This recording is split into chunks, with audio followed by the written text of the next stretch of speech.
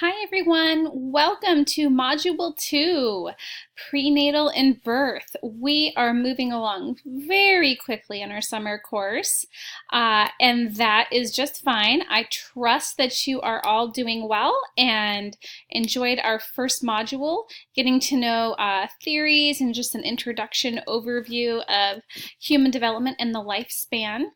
As a reminder, all module 1 is due by Sunday, which would be June 2nd. And as we head into module 2, just going to give you a brief overview of what is to come and how to go about it. As always, when you first open up the module, it's a great idea to open up the video and listen to how I'm going to walk you through. And then just to take a look at what we've got in our reading section. This week in Module 2, we have a reading, and it is focused on prenatal development and the birth experience. So here is all of your objectives for the module. We're going to be talking really what's going on during that prenatal development stage and the birthing process and what happens after the baby is born. We're going to take a look at teratogens that happen during prenatal development, as well as just some theories such as nature versus nurture, and then some various research projects. So we'll go through conception. We'll talk about determining the sex of the child. We will take a look at what happens when we have twins. Chromosomal abnormalities, and you'll notice within our readings there's often really great videos to take a look at. You can click on these videos and it'll take you to the next tab. I do recommend doing that just to give you some more information. We'll talk about implantation, the germinal period, and then the development of the embryo, and then as it turns into a fetus. As I said, we're going to take a look at teratogens and risk factors, and how certain periods of the prenatal development will determine the type of risk that we're facing.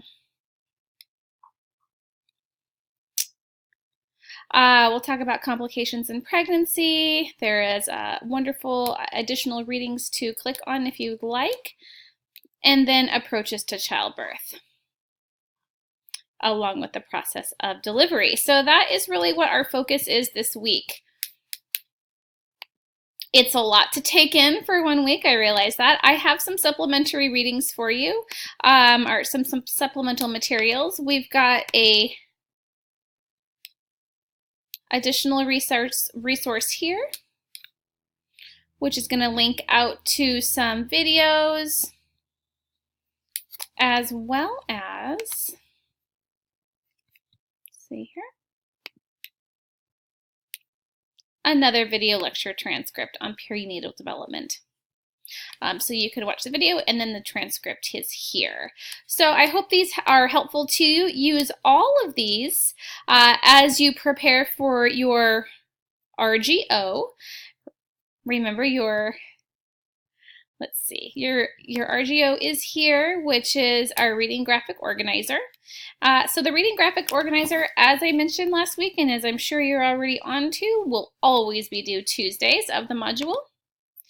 Our RGO is going to be the same format as it was last week, where you will read the readings. You can also use the supplementary materials, the lecture videos and such, and pick out 20 words that are meaningful to you during that. Now, this particular week, this assignment is especially meaningful because you can use these words in your assignment, which is your birth story.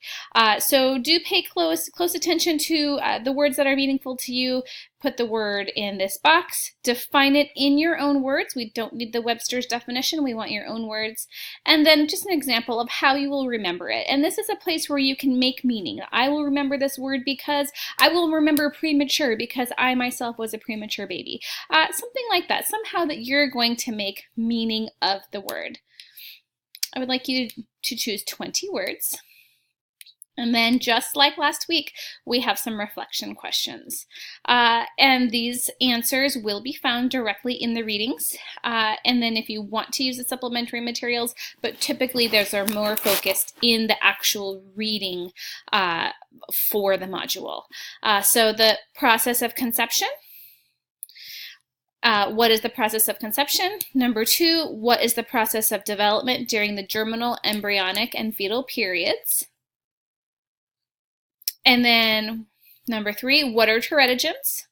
When during pregnancy are they likely to occur? What is the difference between genetic disorders and chromosomal abnormalities? Again, can be found in the reading. And then number 4, describe the process or the birth process, including methods of childbirth, complications during childbirth.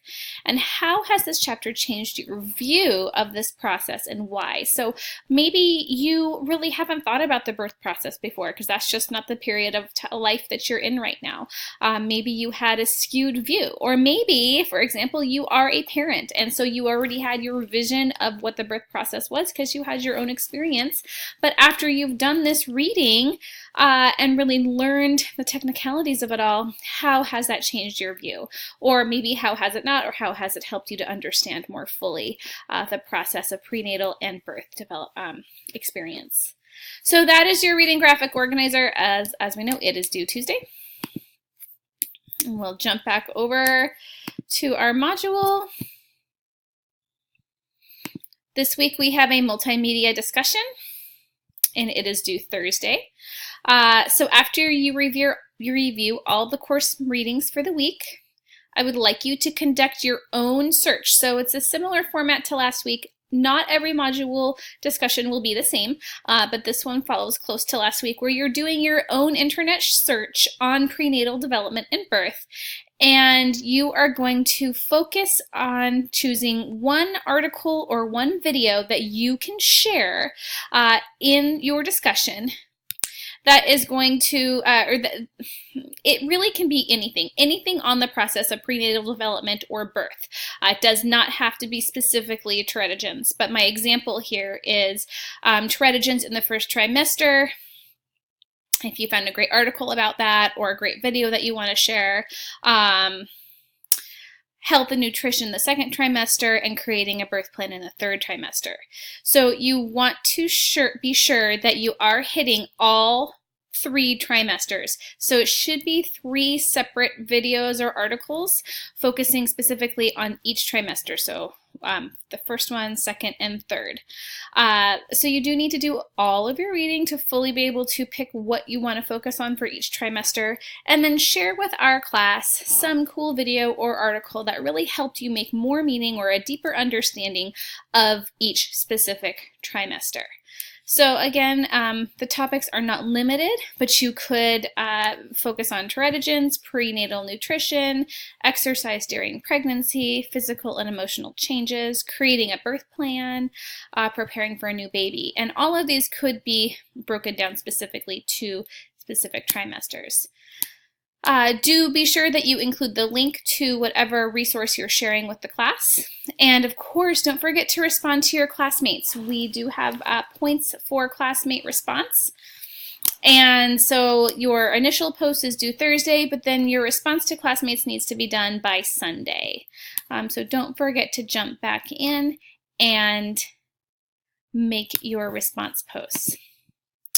There is a rubric for this discussion. As you can see, it is worth 30 points. The main idea, 13 points. Posts are thoroughly discuss questions, topics incorporating terminology, referencing concepts learned from the readings.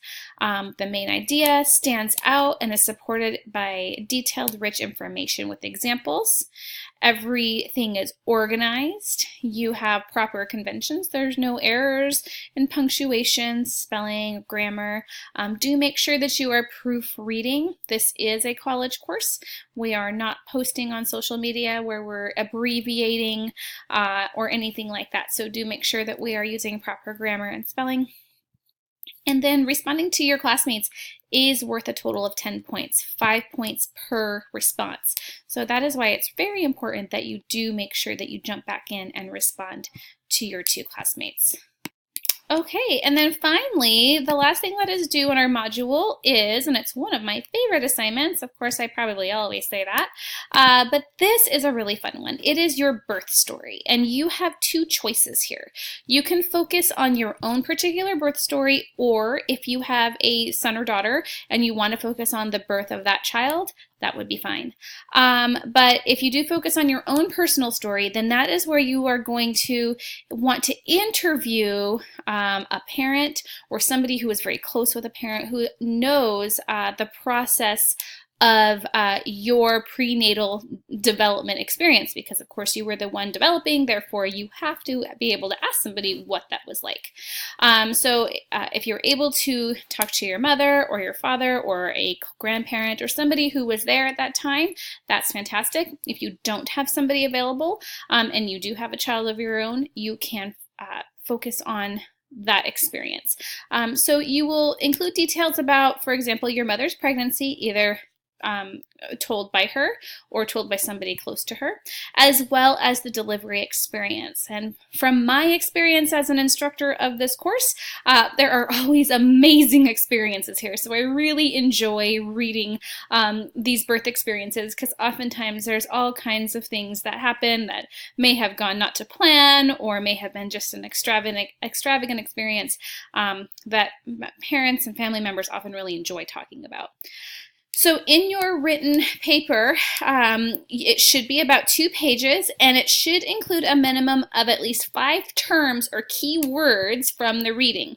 So as I mentioned, using your RGO, if you can pick out those key terms there and then plug them in. So for example, my mother did not smoke or do any other harmful activities during pregnancy. Therefore, we were not at risk for teratogen exposure. And then you would highlight the word teratogen there, or bold it. It can be in italics, it can be highlighted in yellow, it can be bold, just somewhere where I can really see the key terms woven within your paper. And again, use your readings, use your RGO to decide what words would be applicable to your birth story experience. Everyone's is going to be different.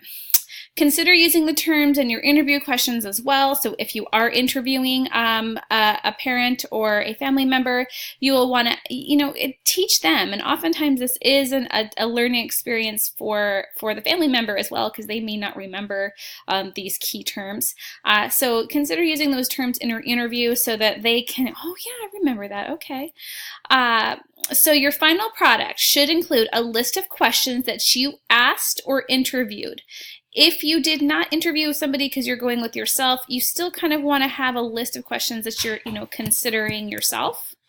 These might just be questions to help you stay organized, more like an outline format if you're interviewing yourself, if you will, but something that's just going to help you kind of outline the birth experience. So some kind of questions or outline if you are interviewing yourself, and then it should be a paper where you are just simply writing the story of the experience and the 5 terms woven in either bold or italic.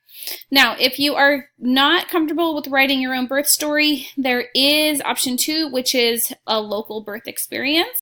This is where you're going to go to a local hospital or a labor and delivery department and find out all the information. You can go to the website, you can call, you can stop in, but you need to obtain information about the hospital itself firsthand, or talk to somebody who has used the hospital for delivery experience. So if you know somebody who's delivered at a particular hospital, you can ask them about the actual facility experience. What services does the hospital offer for pregnant women? What are the classes that are available for moms, dads, maybe siblings? Are there options for different types of childbirth?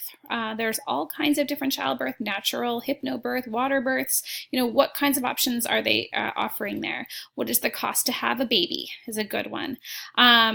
Just some questions here. You can add your own, but these are some main ones that you want to investigate. Your final product should include the list of questions that you plan to investigate. Of course, you want to still have those 5 highlighted words, same as the paper above, where you weave that into your investigation with your terminology, whether highlighted in bold or italicized or whatnot. And then write about the hospital experience or any experience that you have had, if you've had one, or if you did interview a friend, within that report. I'm running out of time, so if you scroll down, you can review the rubric for either one. If you have any questions, please email me through Canvas.